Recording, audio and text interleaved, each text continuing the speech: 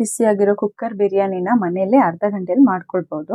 ಇದಕ್ಕೆ ಬೇಕಾಗಿರೋದು ಎಲ್ಲ ಮನೇಲಿರೋದೇ ಐಟಮ್. ದಪ್ಪಕ್ಕೆ ಹೆಚ್ಚಿಟ್ಕೊಂಡಿರೋ 3 ಈರುಳ್ಳಿ, ಟೊಮ್ಯಾಟೊ, ಪಾಲಕ್, ಪುದೀನ, ಕೊತ್ತಂಬರಿ 1 ಕಪ್, 1 ಸ್ಪೂನ್ ಶುಂಠಿ ಬೆಳ್ಳುಳ್ಳಿ ಪೇಸ್ಟ್, ಖಾರ ಪುಡಿ, ಬಿರಿಯಾನಿ ಪುಡಿ, ಧನಿಯಾ ಪುಡಿ, ಸ್ವಲ್ಪ ಅರಿಶಿನ, ಸ್ವಲ್ಪ ಮೆಣಸಿನ ಪುಡಿ.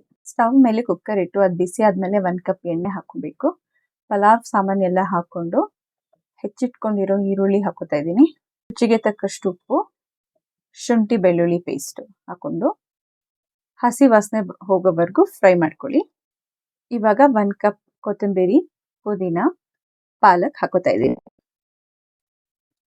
ಸ್ವಲ್ಪ ಫ್ರೈ ಆದ್ಮೇಲೆ ಹೆಚ್ಚಿಟ್ಕೊಂಡಿರೋ ಟೊಮೆಟೊ ಹಾಕೋತಾ ಇದ್ದೀನಿ.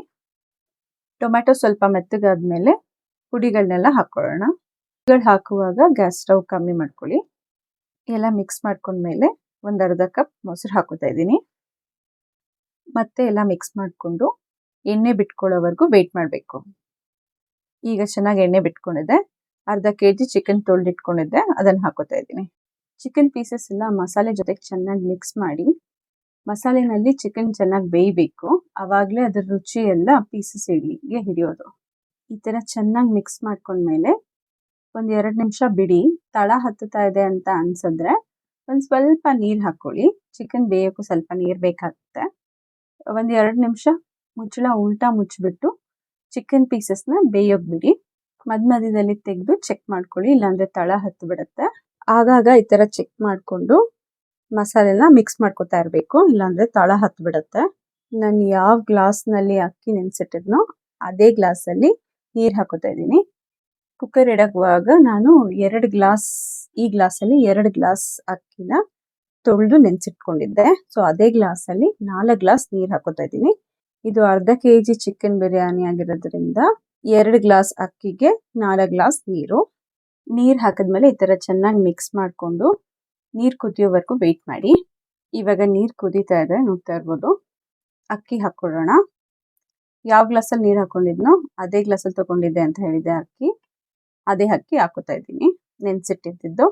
ನೆನೆಸಿಟ್ಟಿಲ್ಲ ಅಂದ್ರೂ ಪರವಾಗಿಲ್ಲ, ಬಟ್ ನೆನೆಸಿಟ್ರೆ ಬೇಗ ಆಗುತ್ತೆ. 2 ಗ್ಲಾಸ್ ನೆನೆಸಿಟ್ಟಿರೋ ಅಕ್ಕಿ ಹಾಕೊಂಡ್ಮೇಲೆ ಚೆನ್ನಾಗೆಲ್ಲ ಮಸಾಲೆ ತಳದಲ್ಲಿರುತ್ತೆ, ಅದನ್ನೆಲ್ಲ ನೀಟಾಗಿ ಮಿಕ್ಸ್ ಮಾಡ್ಕೋಬೇಕು.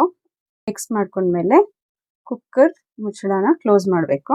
ವಿಷಲ್ ಹಾಕೋಕ್ಕಿಂತ ಮುಂಚೆ ಅದರಿಂದ ಸ್ವಲ್ಪ ಗಾಳಿ ಬರೋವರೆಗೂ ವೆಯ್ಟ್ ಮಾಡಿ, ಆಮೇಲೆ ವಿಷಲ್ ಹಾಕೊಳ್ಳಿ. ಅನ್ನ ಏನಾದರೂ ಸಿಕ್ಕಾಕೊಂಡಿದ್ರೆ ಆಚೆ ಬಂದ್ಬಿಡುತ್ತೆ. ಈಗ 2 ವಿಷಲ್ ಕೂಗಿಸ್ಕೊಳ್ತಾ ಇದ್ದೀನಿ.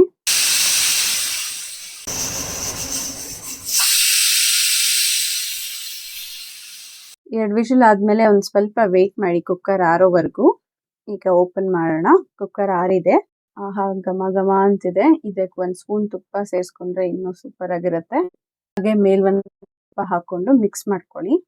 ಈ ಥರ ಈಸಿ ಮತ್ತು ಬೇಗ ಆಗೋ ರೆಸಿಪಿಗಳಿಗೆ ನನ್ನ ಚಾನಲ್ಗೆ ಸಬ್ಸ್ಕ್ರೈಬ್ ಮಾಡಿ. ಬಿರಿಯಾನಿ ಇಷ್ಟಪಡೋ ನಿಮ್ಮ ಫ್ರೆಂಡ್ಸ್ ಆ್ಯಂಡ್ ಫ್ಯಾಮಿಲಿ ಮೆಂಬರ್ಸ್ಗೆ ಈ ವಿಡಿಯೋನ ಶೇರ್ ಮಾಡಿ. ವಾವ್, ನೋಡ್ತಾ ಇರ್ಬೋದು ಎಷ್ಟು ಚೆನ್ನಾಗಿ ಉಡಿ ಉಡಿಯಾಗಿ ಕುಕ್ಕರ್ ಬಿರಿಯಾನಿ ರೆಡಿ ಆಗಿದೆ. ನೋಡಿದ್ರೆ ಎಷ್ಟು ಈಸಿ ಇದು ಮಾಡೋದು.